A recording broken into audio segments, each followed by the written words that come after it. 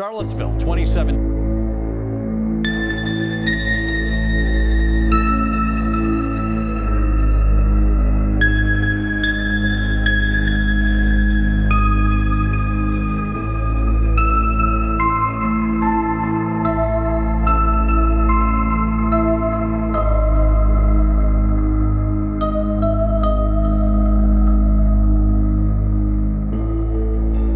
You're saying I'm a white supremacist No, because I don't know you support this. personally. Charlie Kirk is a white supremacist. What makes him a white You support supremacist? What makes him a white supremacist? He also Everything hosts he a black supports. Like what? He What does hosts he a I don't support? have a video Exactly, relay because this of is the everything problem. that Charlie Kirk You has ever said. draw. What do you I'm stand not. for? I'm not You just making any stand for statements. free speech. What statements am I making? Without You support capitalism. Sure. Yeah, we're the ones Capitalism stupid. is white supremacy. Capitalism is what? You heard it here first, folks. Capitalism is white supremacy. He said it. You said it. He said it. I'm He amplifying what agreed you with said. me. Do you know that- Capitalism is white supremacy, You know and the- Turning Point USA are fascist. You're saying Welcome back to Advocate, the podcast where we peel back the layers, confront the uncomfortable, and pursue truth with clarity, courage. And I'm your host, Dr. Rufus Lowell. Today's conversation pushes us beneath the surface of race, the surface of power, profit. We're exploring something many people feel but few discuss openly. So here goes. How white supremacy was functioned not just as a social belief system, but as a structural tool designed to uphold and feed capitalism. We're not talking in slogans. We're talking in history. We're talking in incentives. Follow the money. We're talking in systems. So let's walk through it slowly, clearly, and truthfully. Number one, we're going to talk about the construct.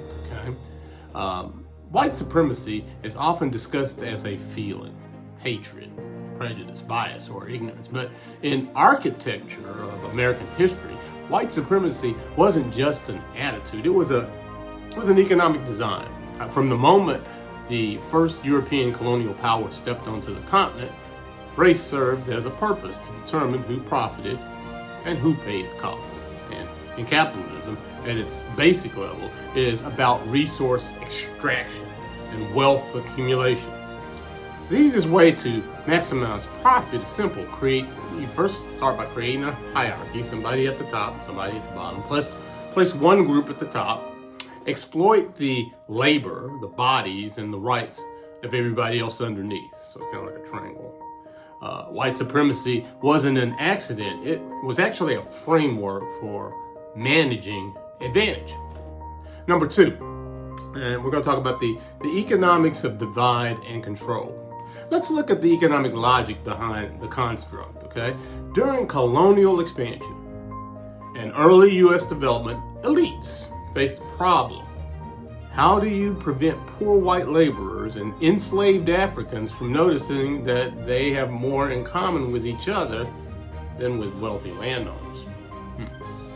The solution, the invention of the racial category white.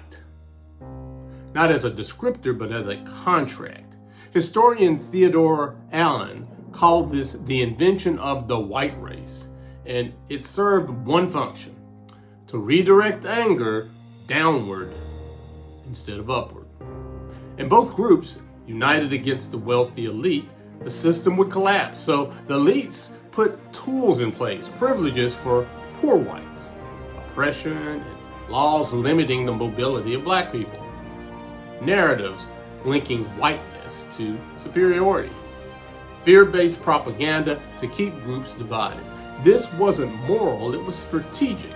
White supremacy stabilized capitalism by preventing class solidarity, ensuring cheap or forced labor, and creating a psychological wage for poor whites, a feeling of superiority to compensate for economic struggle.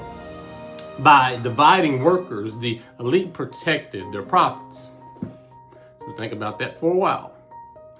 The cost of the system, let's talk about that. This system didn't only harm those placed at the bottom, it distorted the humanity of everyone inside of it.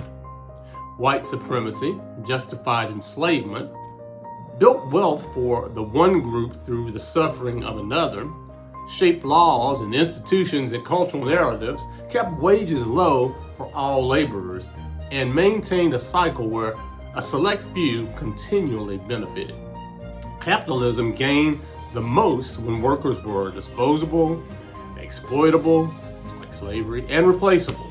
White supremacy made that possible by defining which groups were considered human and which were considered property, and which could be denied rights without moral hesitation. So let's be clear. White supremacy didn't emerge because people just hated each other. That narrative is too shallow. It emerged because those in power could profit from that hatred. Number 4, modern echoes. Now, some listeners may think, but Dr. Lowe, that was then. Things are different now. And yes, laws change, but economic incentives remain powerful architects. Look at housing, discrimination, shaping generational wealth, labor markets, valuing some bodies more than others, policing patterns, protecting property over people, corporate diversity efforts that don't change the composition of that, political messages that preys on racial fears to protect economic interests. These aren't accidents. They are echoes of the same incentives that shaped the past. White supremacy continues to operate because capitalism continues to reward hierarchy, that system we talked about earlier. Not because individuals secretly hate one another, but because systems continue rewarding inequality. So let's talk about the truth beneath it all. If we remove the moral language for a moment and speak plainly, white supremacy survived because it's profitable for someone. Always has been. It's not simply a belief system, it's an infrastructure of economic advantage. The question isn't whether racism exists. The question is, who benefits from its existence? Who gains when groups mistrust each other? Who profits when people fight horizontally instead of challenging the power vertically? When you follow the incentives, the picture becomes extremely clear. So let's get to the closing. What we do with this information. Today's episode isn't about guilt. It's about understanding the architecture of our society, because if we don't understand the mechanism, we can never meaningfully challenge its outcomes. So white supremacy operates as a construct of capitalism, not because of accidental prejudice, but because systems were built to make inequality profitable. And once you see that, you can never unsee it. Thank you for joining me on Advocate with Dr. Rufus Lowe. If today's conversation challenged you in any way, good. If it made you uncomfortable, that's even better. That means we're growing. Until next time, stay thoughtful, stay courageous, and stay committed to the truth.